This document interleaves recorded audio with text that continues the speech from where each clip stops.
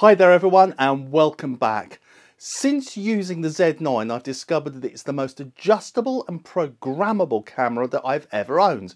So I thought it might be useful to share my top 5 must-do setups and ideas.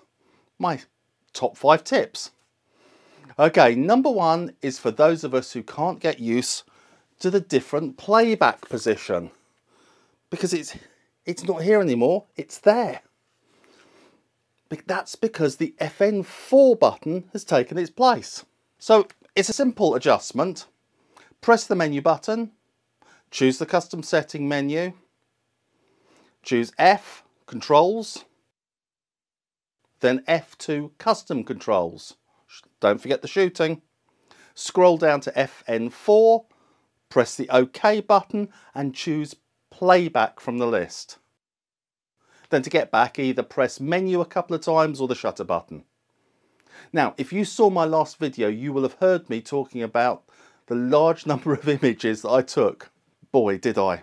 I partly blamed it on the brilliant 20 frames per second raw capability of the Z9, so I thought I'd explain just how I've controlled myself and at the same time show you just how versatile this camera is. Now, once again, we need to go to the menu. Custom settings, go to D, shooting display, then D1, continuous shooting speed, and now you've got the option of high and low speed. High speed gives you the option of 10, 12, 15 and 20 frames per second. I chose 12 as it's the same as my D5 and what I'm used to. Low speed offers 10 down to 1. Now I opt for 10 as the rest are way too low for me. And if I want 1, well, I'll change to single shot using the dial at the top of the camera. Now I would love to have the option of adding 20 frames a second to a function button, but I just can't find a reasonable way of doing it. Now some have suggested doing it via the recall shooting function, but to be absolutely honest with you, I think they're talking about the D6. Anyway, I've passed the suggestion back to Nikon and hopefully they might come up with something. But despite that, it's just fantastic to have so many options with the frames per second. So hopefully no more extended hours of editing. Hopefully I have forced myself to control myself. Okay, and talking of those excessive number of images I took, the other excuse I used for them was I couldn't hear the amount that I was taking. But that's because I was on silent mode. And that was because I didn't want to disturb anyone. So if you find yourself in the same situation, there's a really easy solution, and it's this. If I press the shutter here, you can hear it. Now, the solution is, yep, they're my old headphones. So, if I plug them in,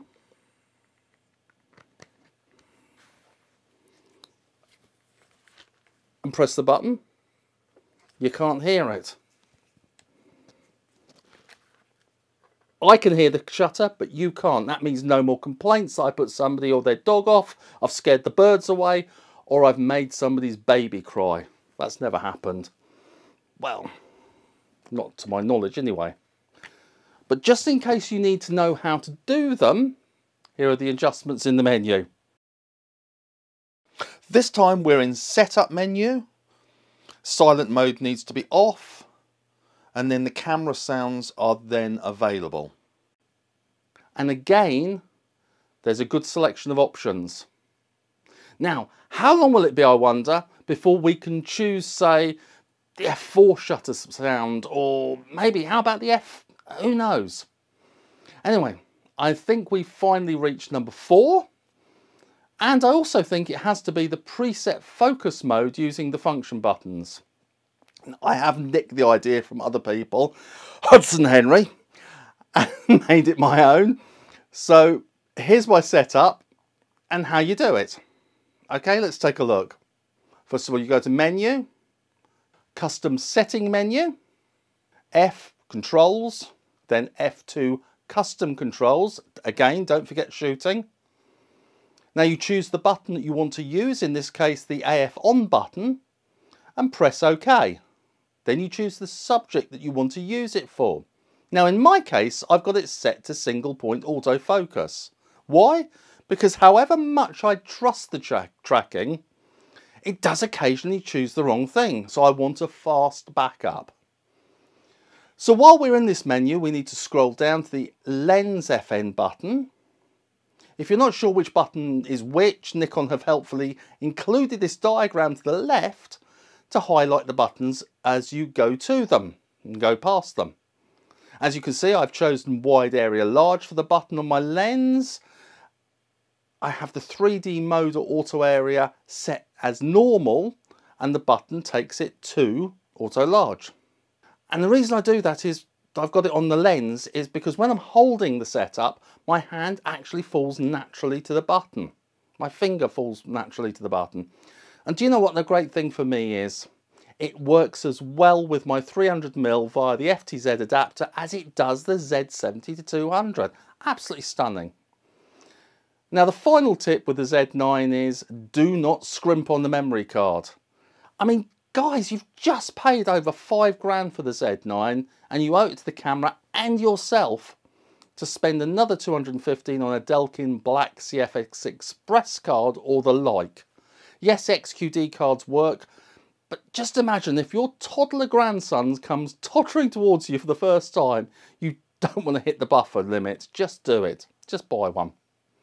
Anyway, that's my top 5 top tips for the Z9.